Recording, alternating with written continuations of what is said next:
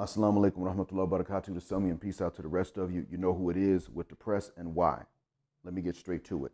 Amy Cooper was thinking very well. She was thinking very clearly, and she was thinking quickly. As soon as he said something about a leash, as soon as he said something, she went off. I saw most of the tape. The dog was in distress. She was choking the hell out that dog. She didn't care. She was mad at him because he told her something. She couldn't stand to be corrected. And she had in her mind, within seconds, she had in her mind what she was going to do. Let me tell you what she thought about first, okay? Get ready to sit down and write this down. What she thought about. This man spoke to her.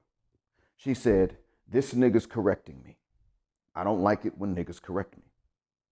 He's not one of those really aggressive, stereotypical niggorillas that we see on TV. He's actually the anti-stereotype. He's more like the Donald Glover, the Childish Gambino type Negro. He's not the stereotype. He's really not dangerous. But hey, the cops won't know that if I call them on him to teach his uppity ass a lesson for correcting my white self. You don't tell me anything, nigga. Doesn't matter what your education is. He's well-spoken. I know he's educated. He's not any of these things, but I can get this nigga killed and let this be a lesson. And after, when the cops are done putting bullets in this nigga, black men will now know not to say anything to us. Even if I like to entertain myself on a black wiener on the weekend, sometimes that does not mean that I'm going to let these niggas tell me anything." So, all of this went through her head as soon as she heard him speak and understood what he said. She walked up to him before she called the cops. He said, "Please don't come any closer." Who was scared in that case?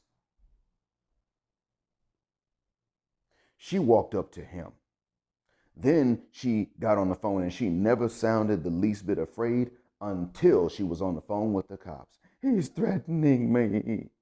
Please come out here in a hurry."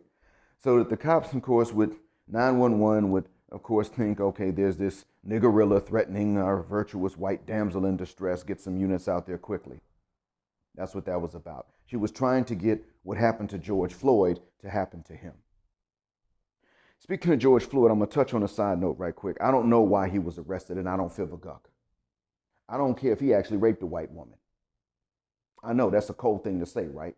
I mean, I'm not condoning rape. I hate it. I hate rape, period. Whoever does it to whoever.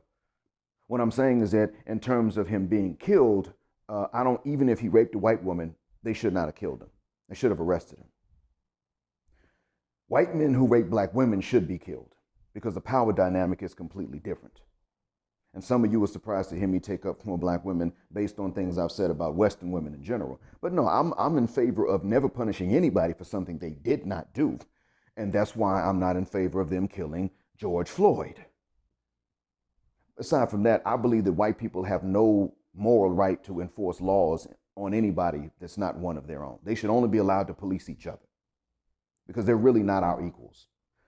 Individually, they could be, certainly, but their society is not the moral equal of any other society on the planet that I know of.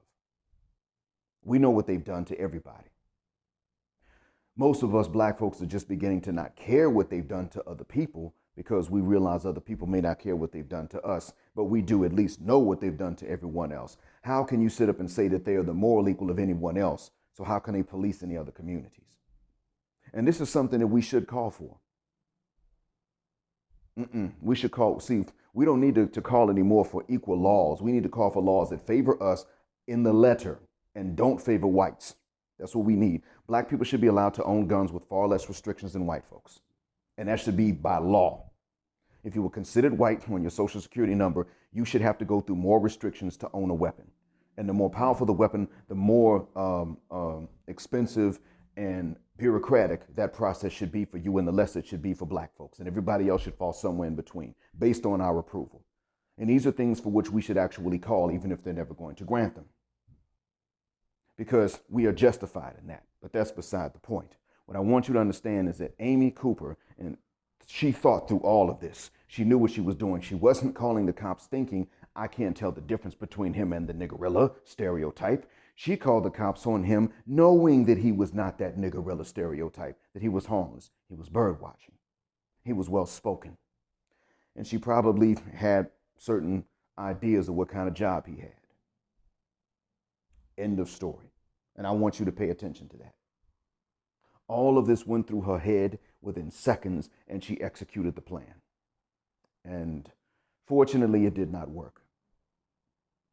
Fortunately, he recorded everything.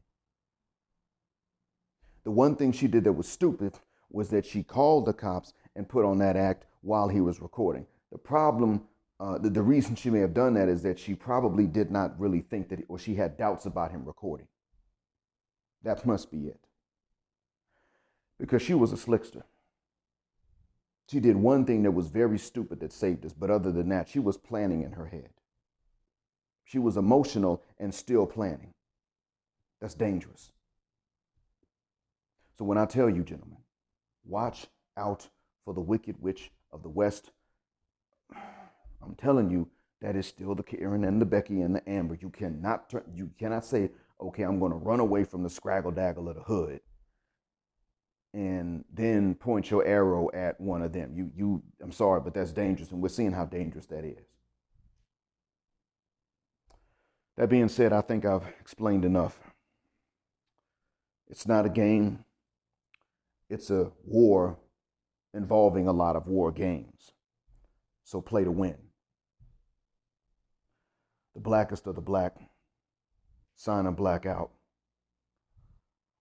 Assalamu alaikum. And black, heterosexual thinking male power specifically because they don't like it.